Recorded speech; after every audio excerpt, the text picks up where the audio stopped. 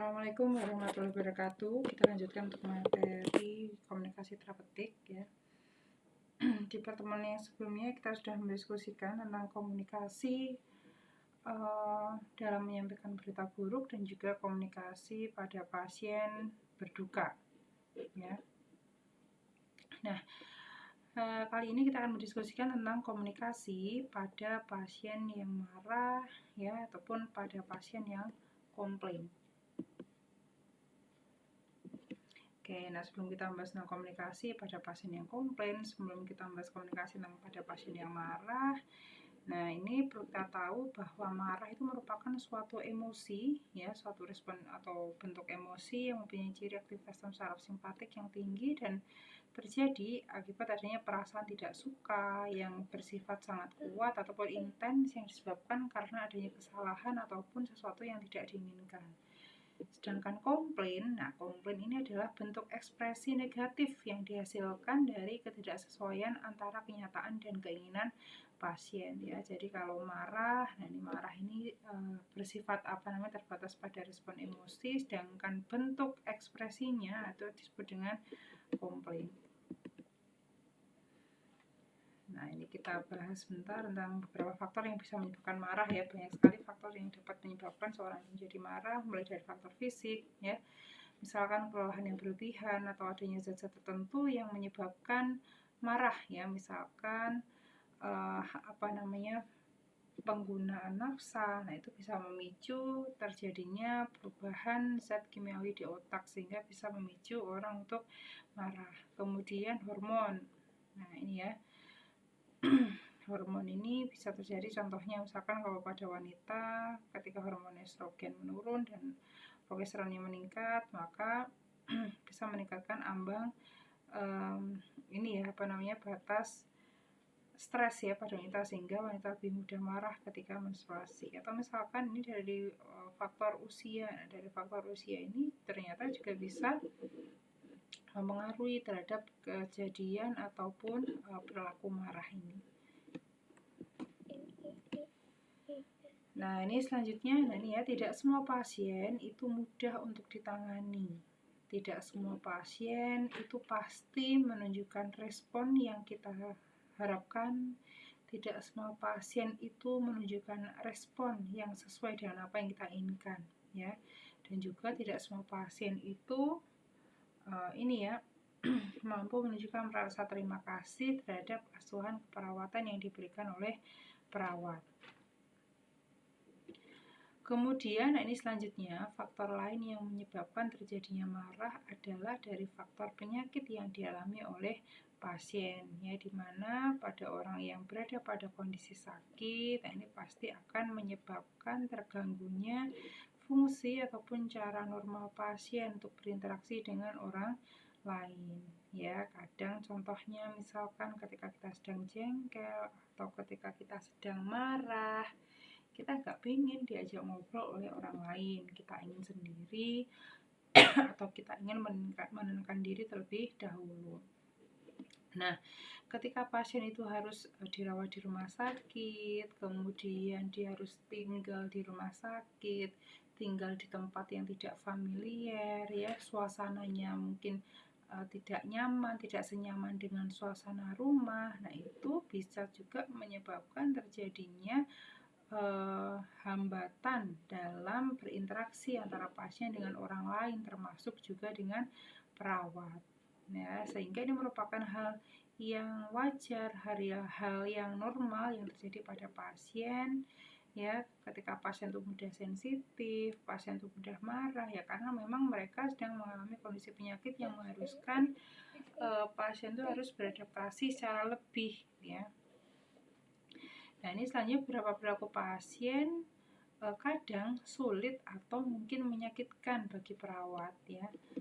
Atau intinya di sini tadi ya, pasien menunjukkan respon yang tidak sesuai dengan keinginan ataupun harapan perawat. Nah, sehingga kondisi tersebut bisa menghambat komunikasi terapeutik yang dilakukan antara perawat dengan pasien. Nah, selanjutnya bentuk interaksi yang sulit antara perawat dengan klien, antara perawat dengan pasien itu yang seperti apa? Nah, ini ya, karena ketika pasien itu dalam kondisi sakit, respon pasien itu sifatnya beragam, ya. Yang namanya orang sakit itu pasti berada pada kondisi kehilangan. Ya, kembali lagi ke konsep loss and grieving. Ketika mereka kehilangan, ya kehilangan status fisiknya yang awalnya sehat menjadi sakit, yang awalnya bisa melakukan aktivitas dengan leluasa menjadi aktivitasnya terbatas karena harus dirawat di rumah sakit, ya. Nah, kondisi-kondisi tersebut bisa memunculkan respon yang beragam pada pasien. Nah, adanya respon yang beragam pada pasien ini, baik itu respon yang bersifat positif atau negatif, ya. Respon positif contoh misalkan ya pasien menerima ya bahwa ya memang takdirnya sekarang waktu itu sakit, atau respon negatif contohnya ya banyak ya, misalkan ketika pasien itu berada pada kondisi anger misalkan. Nah, itu yang menyebabkan ekspresi emosi pada pasien itu kadang sulit untuk dihadapi oleh perawat. Nah, pada kondisi yang seperti ini ya diperlukan pemahaman situasi perawat ya, di mana pemahaman situasi tentang respon emosi yang ditunjukkan oleh pasien, yang mana respon emosi tersebut tidak sesuai dengan harapan dari perawat ya. Pemahaman situasi seperti itu membantu perawat mempersiapkan reaksi perawat itu sendiri.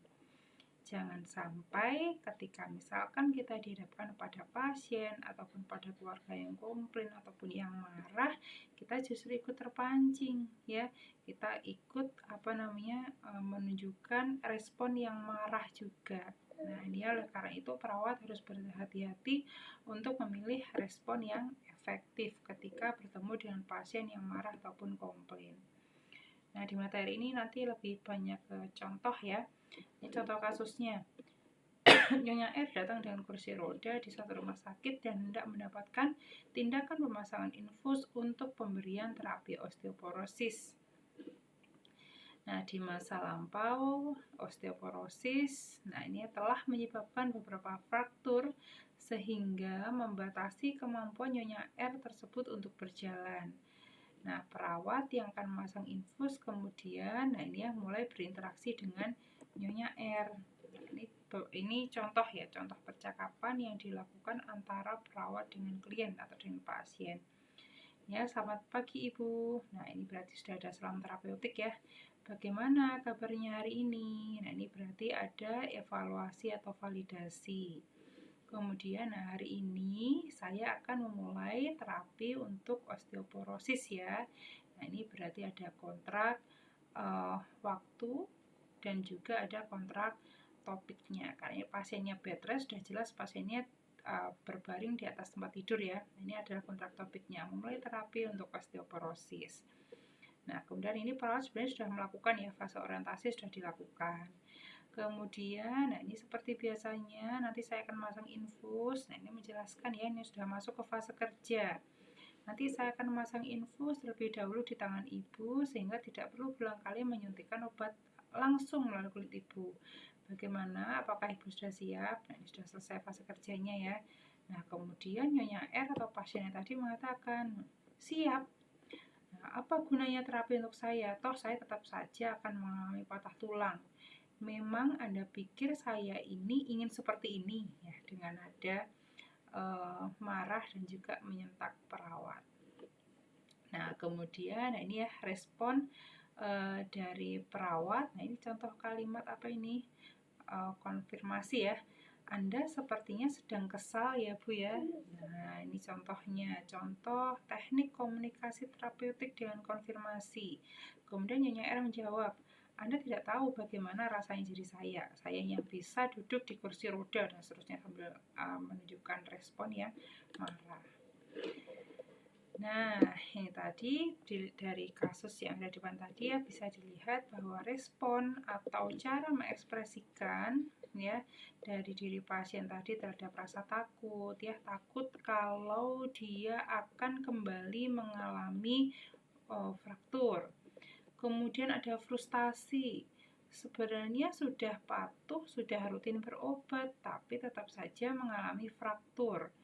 Atau, nah ini ya, respon pasien tadi berupa respon marah tadi mungkin terjadi karena adanya kecemasan, ada kekhawatiran ya, khawatir kalau nanti penyakitnya nggak bisa sembuh dan seterusnya. Nah, kondisi-kondisi ini ya, rasa takut, frustasi, atau kecemasan ini sudah pasti akan menimbulkan ketidaknyamanan bagi orang yang menerima ledakan kemarahan, terutama dari perawat ya. Sehingga kemarahan itu harus dipahami ya, atau marah dari pasien tadi harus dipahami sebagai respon yang unik terhadap situasi dan penuh tekanan dan harus dinilai secara individual ya. Intinya pada saat ini menjelaskan bahwa kita sebagai perawat harus tahu, harus paham bahwa yang namanya pasien sakit, mereka berada pada kondisi yang tidak biasanya, sehingga mengharuskan pasien itu beradaptasi dengan usaha yang lebih gitu ya, untuk mengalahkan rasa takut, mengalahkan rasa frustasi, dan mengalahkan rasa cemas, dimana ketika proses mengalahkan rasa takut, frustasi, atau cemas ini biasanya akan menimbulkan respon berupa marah. Nah, ini ya, kita sebagai perawat harus paham bahwa respon marah pada pasien tadi sebenarnya bisa dibilang merupakan respon yang bersifat wajar.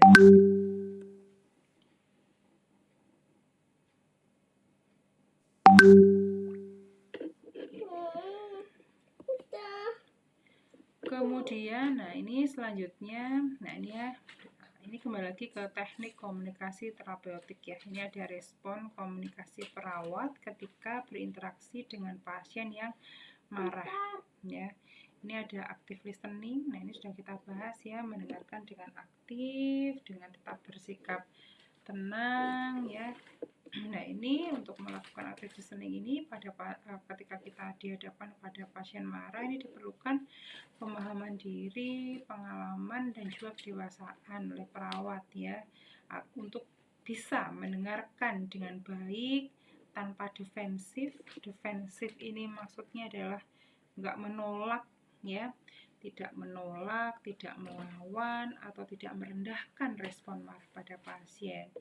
Sehingga dengan kemampuan active listening ini, perawat tetap bisa rileks ya, tetap bisa mengelola emosinya dan bisa melakukan komunikasi asertif sehingga nantinya pasiennya juga ikut tenang. Kemudian teknik komunikasi ketika berhadapan dengan pasien marah atau komplain juga bisa dengan menggunakan teknik pertanyaan ulang atau klarifikasi. Ya, contohnya ibu sudah terlalu lama untuk menunggu obat nyeri ibu. Apakah benar begitu, Bu? Nah, ini ya. Kemudian, nah ini yang nomor 3 ya, teknik konfrontasi. Nah, ini teknik konfrontasi ini kemarin juga sudah kita bahas ya. Oke. Anda kelihatan sangat marah ya, atau Anda jelas merasa marah mengenai suatu hal. Apakah Ibu bisa memberitahu kepada saya hal yang salah menurut Ibu? Nah, ini ya, ini adalah teknik konfrontasi. Ya.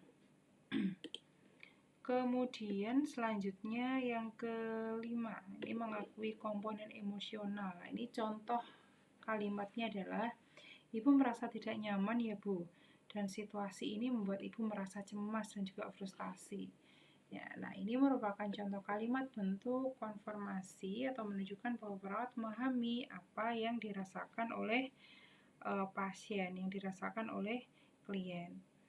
Kemudian selanjutnya yang keenam, nah ini menggunakan pernyataan saya. Nah, ini contohnya ya, baik, saya akan memastikan atau mengusahakan bahwa besok Ibu akan mendapat obat 10 menit setelah Ibu meminta.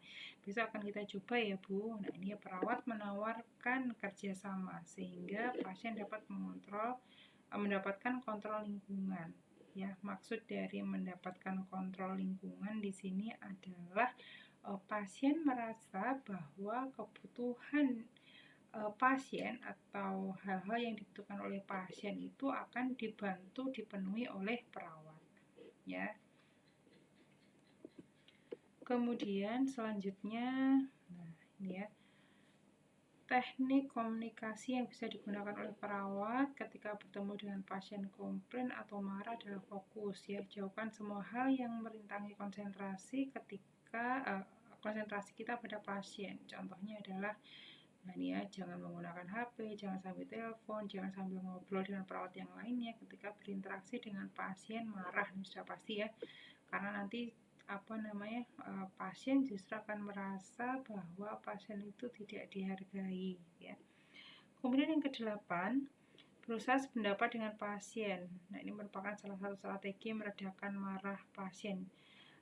Sependapat dengan pasien di sini maksudnya adalah kita sebagai perawat berusaha untuk mencari poin-poin ya dari pernyataan ataupun ungkapan atau respon kalimat verbal yang disampaikan oleh pasien ya, yang bisa kita terima secara rasional. Ini contoh kalimatnya. Ya Pak, saya sependapat bahwa tidak seharusnya pasien menunggu lama untuk bisa mendapatkan kamar. Ya, tapi ini ceritanya adalah ada pasien komplain ya, sudah masuk ke IGD, kemudian sudah lama di IGD tapi kok nggak dapat kamar ya. Nah, ini contoh kalimat yang bisa disampaikan oleh perawat ya.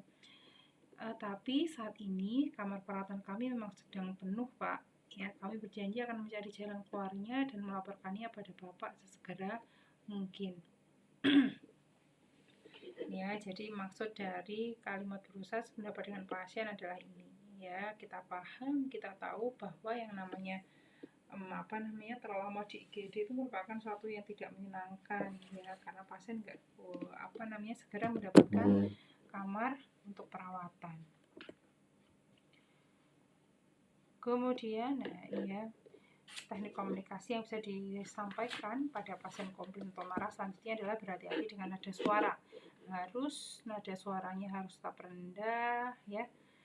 Suara kita boleh keras tapi nadanya rendah. Kemudian ini terkesan positif, jadi nggak boleh seperti orang membentak dan juga bersifat menenangkan. Kemudian selanjutnya sampaikan informasi dengan sopan dan pelan-pelan. Nah, ini harus diperhatikan. Kemudian tetap gunakan kata-kata hormat seperti silahkan, terima kasih atas masukannya ya, dan sebut pasien dengan namanya ya, menyebut dengan bapak, ibu, atau dengan menggunakan nama pasien juga boleh. Oke ya, jadi sebenarnya apa sih yang dibutuhkan oleh pasien yang marah ataupun pasien yang komplain? Nah, sebenarnya hampir sama ya dengan kita kalau kita marah ya. Sebenarnya pada pasien yang marah, keinginannya adalah pasien itu ingin didengarkan ya, ingin didengarkan apa yang menjadi emosi negatif yang dimiliki oleh pasien ya, seperti rasa frustasi, rasa cemas, rasa khawatir dan lain-lain ya.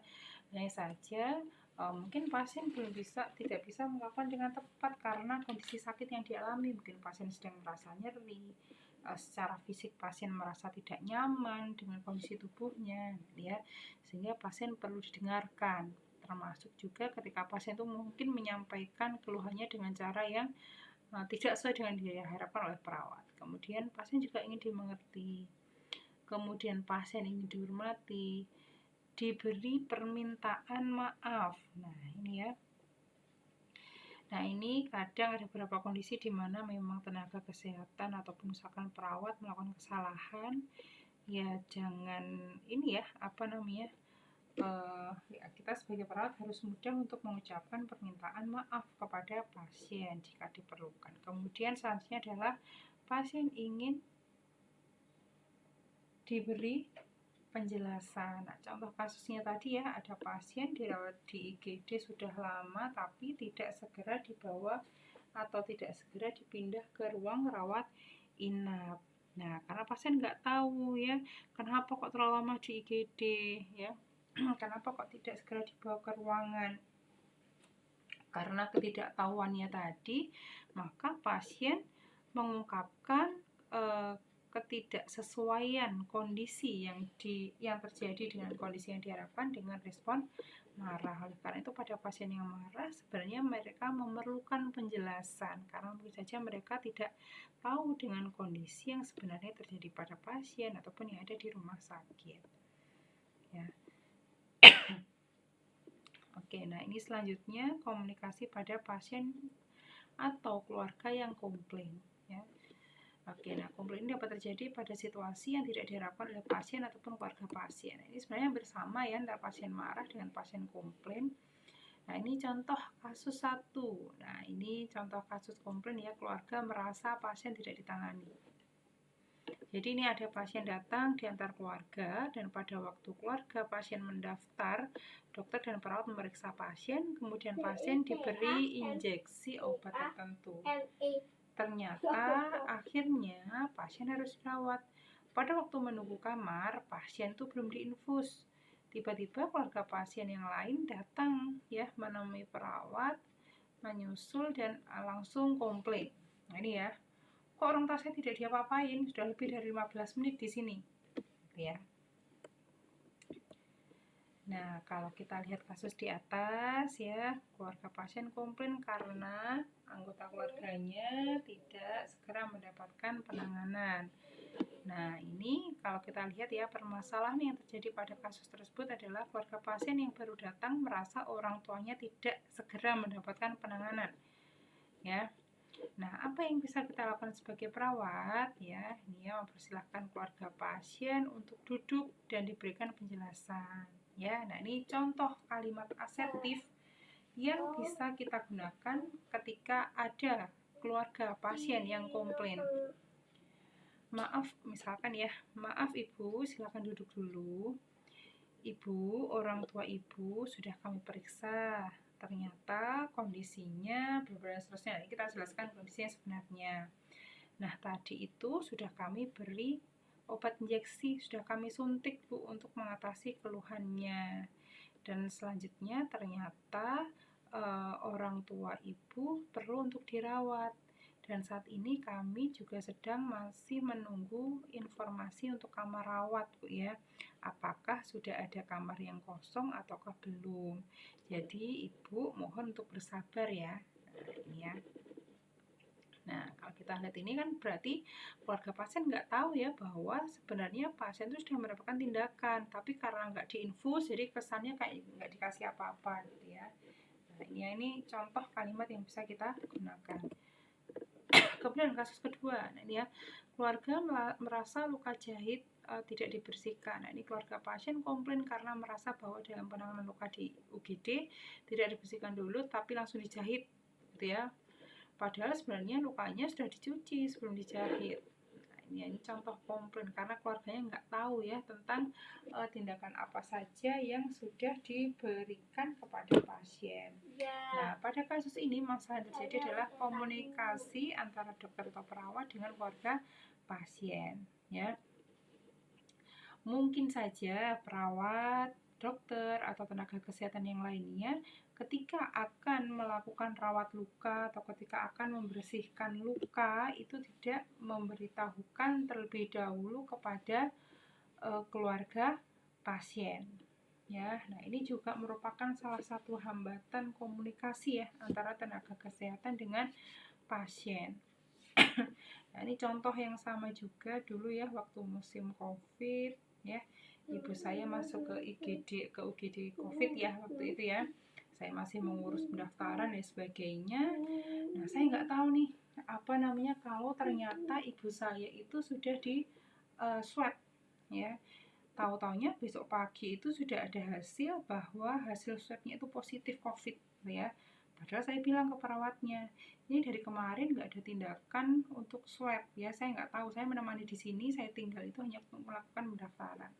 Nah, ternyata ya tindakan swabnya itu dilakukan ya pada malam hari yang mana kemudian waktunya itu ketika saya melakukan pendaftaran gitu ya, tanpa ada komunikasi dari perawat. Nah, itu adalah contoh yang tidak tepat gitu ya.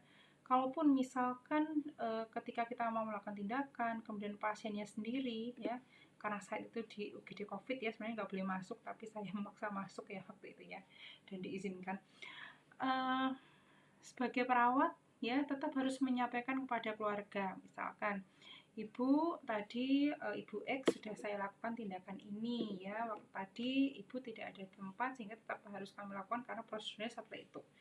Nah, itu tetap harus disampaikan ya, sehingga saat kita memberikan pelayanan baik itu perawat atau tenaga kesehatan yang lain, nah ini penting untuk menginformasikan atau memberikan inform consent kepada pasien atau keluarga mengenai tindakan yang akan dilakukan ya. Oke. Nah, ini contoh komunikasi asertif yang bisa dilakukan adalah Ibu, kami akan melakukan tindakan penanganan luka. Kami akan membersihkan luka dan kemudian menjahit lukanya. Untuk itu kami mohon untuk menunggu di luar. Terima kasih. Nah, ini beda lagi kalau kasusnya seperti ini, atau mungkin di awal ya, kalau contoh yang saya sampaikan tadi, misalkan saya dikasih tahu dulu nih harusnya, Ibu nanti jam sekian ibunya akan dilakukan pemeriksaan swab, karena SOP-nya pemeriksaan swab itu dilakukan di jam 10 malam misalkan seperti itu. Nah, itu harus disampaikan dulu kepada keluarga pasien ya, karena kalau tidak disampaikan bisa berpotensi untuk menimbulkan terjadinya komplain. Ya, jadi mau melakukan tindakan apapun, pemberian inform consent ini sangat penting untuk dilakukan, karena dengan pemberian inform consent, dengan memberitahukan nanti pasien itu mau dilakukan tindakan apa, jam berapa, itu bisa meminimalisir terjadinya komplain. Kemudian selanjutnya, nah ini contoh kasus yang ketiga. Nah, ini keluarga tidak puas dengan penjelasan prosedur di UGD. Jadi ini ada kasus pasien datang dengan kecelakaan lalu lintas ya, dengan trauma kepala ringan, GCS-nya 456, pasien yang masih sadar, masih kompos mentis ya. Kemudian saran dokter jaga di UGD ya, pasien harus dirawat untuk dilakukan observasi selama 24 jam. Karena mungkin pihak penabrak tidak ada uang, akhirnya pasien diminta untuk pulang saja. Tetapi dokter dan perawat menerangkan, kalau tidak dirawat, pasien harus CT-scan dulu untuk memastikan apakah tidak terjadi trauma ataukah tidak terjadi perdarahan di kepala. Nah, tapi ternyata dari pihak penabraknya tadi komplain ya, intinya tidak mau bertanggung jawab ya, pihak penabrak justru teriak-teriak dan marah-marah gitu ya di UGD. Nah, ini contoh kasusnya. Nah, pada kasus yang seperti ini permasalahannya apa? Nah, ini ya, orang yang menabrak tadi nggak tahu ya fungsi observasi itu apa. Nah, ya dijelaskan fungsi observasi 24 jam itu apa. Jangan sampai pasien pulang paksa tapi ternyata ada trauma di kepalanya. Kemudian kita jelaskan pentingnya CT scan ya. Nah, selanjutnya ini contoh komunikasi yang bisa kita terapkan kepada tadi ya,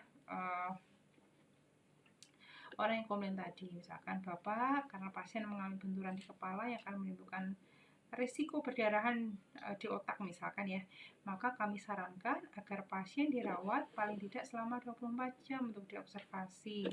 Bila terjadi sesuatu ya, agar jika ada sesuatu nanti agar bisa ditangani lebih cepat. Ini harus disampaikan.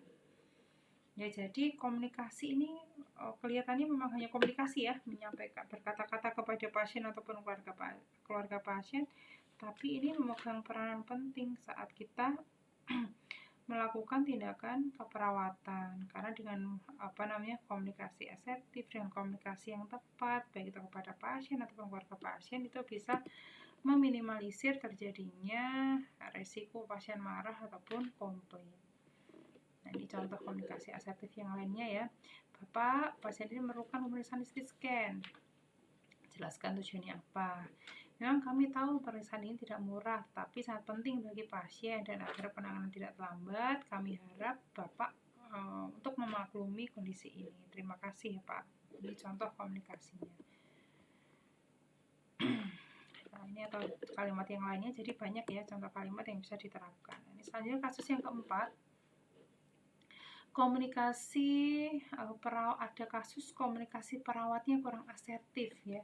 Asertif ini sudah kita bahas ya. Asertif itu adalah suatu teknik komunikasi di mana kita menyampaikan kalimat ya, atau intinya bahasa gampangnya ya, bagaimana cara marah yang benar ya. Nah, ini ada kasus perawatnya kurang asertif. Nah, kasusnya adalah keluarga pasien tersinggung karena merasa diusir dari UGD. Nah, ini ya, merasa tersinggung. Masalahnya adalah bahwa komunikasi perawat yang ada di UGD itu kurang asertif. Ya. Contohnya, contoh komunikasi kurang asertif misalkan, Ibu minggir dulu ya, ini saya mau tindakan. Bapak minggir dulu ya, Bapak keluar dulu ya dari sini ya, saya mau tindakan. Nah, dengan nada yang seperti itu, intonasi yang seperti itu, tanpa ada kontak mata, nah itu adalah contoh komunikasi yang kurang asertif. Nah, yang benar bagaimana komunikasi asertif itu? Contohnya ya, Bapak, Ibu, maaf ya, supaya kami dapat menangani pasien dengan cepat, maka kami mohon yang menunggu pasien di dalam hanya satu orang saja yang benar-benar tahu keadaan pasien. Yang lainnya kami mohon menunggu di luar ya. Terima kasih. Ini ya. Ini adalah contoh kalimat asertif ya yang bisa diterapkan atau yang harus diterapkan kepada perawat ketika berkomunikasi dengan pasien ya, untuk meminimalisir terjadinya komplain ataupun pasien marah. Oke, nah ini contoh selanjutnya, kasus yang kelima, keluarga tidak menyadari bahwa mereka mengganggu pasien lain. Nah, jadi kasusnya keluarga pasien di ruang perawatan atau di ruang rawat inap ya, tetap tidak mau keluar ketika disarankan oleh perawat agar keluar ruangan. Ya, karena ini ya, keluarga pasien kekeh ingin menunggu pasien di ruangan. Masalahnya yang terjadi pada kasus tersebut adalah keluarga pasien tidak menyadari bahwa mereka mengganggu pasien yang memerlukan istirahat ya, karena di dalam ramai ngobrol sehingga pasien yang lainnya tidak bisa istirahat. Nah, ini contoh komunikasi yang bisa kita terapkan untuk meminimalisir komplain dari keluarga pasien ya. Kalau tadi pasien tidak mau keluar ruangan. Nah, ini contohnya ya, Bapak, Ibu, maaf, jam berkunjungnya sudah habis. Bapak dan Ibu bisa berkunjung lagi besok ya. Pasien bisa ditunggu oleh satu atau dua anggota keluarga, dan yang lainnya kami mohon untuk keluar dari ruangan agar pasien nggak harus selalu pulang ya, boleh keluar dari ruangan dan agar pasien bisa beristirahat. Dan kami juga bisa lebih berkonsentrasi dalam merawat pasien supaya pasien lebih sembuh dan bisa kembali berkumpul dengan keluarga di rumah. Senang kan ya Pak, Bu, kalau cepat sembuh dan berkumpul lagi dengan keluarga di rumah. Ya, mari kami persilahkan Pak, Bu untuk keluar dari ruangan. Terima kasih. Nah, ini adalah contoh kalimat asertif.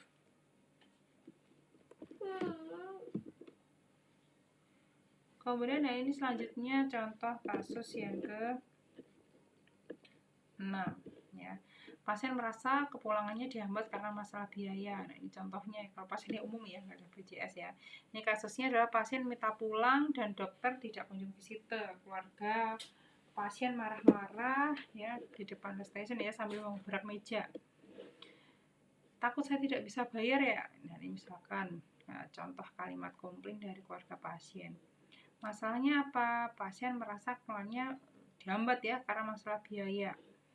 Nah, ini yang harus dilakukan adalah komunikasi perawat tentang pasien mendapatkan penjelasan bahwa perawat tidak punya wewenang untuk memulangkan pasien. Nah, ini kita jelaskan ya, karena memang yang intens dengan pasien itu adalah perawat, jadi kadang, nah ini yang dikomplain adalah perawatnya.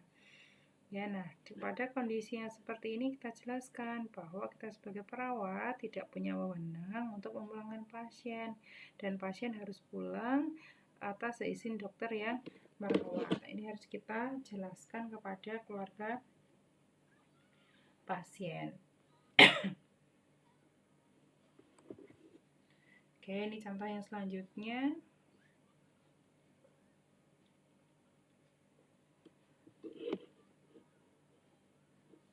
Teknik komunikasi asertif yang bisa kita lakukan pada kondisi yang di depan tadi adalah misalkan ya Bapak, Ibu maaf, bukannya kami tidak mau membantu, tapi kami tidak punya wewenang untuk memulangkan pasien ya, kami masih menunggu instruksi dari dokter yang merawat. Jadi kami mohon Bapak dan Ibu menunggu dokter yang merawat ya, dan menanyakan kepada dokter apakah sudah boleh pulang atau belum.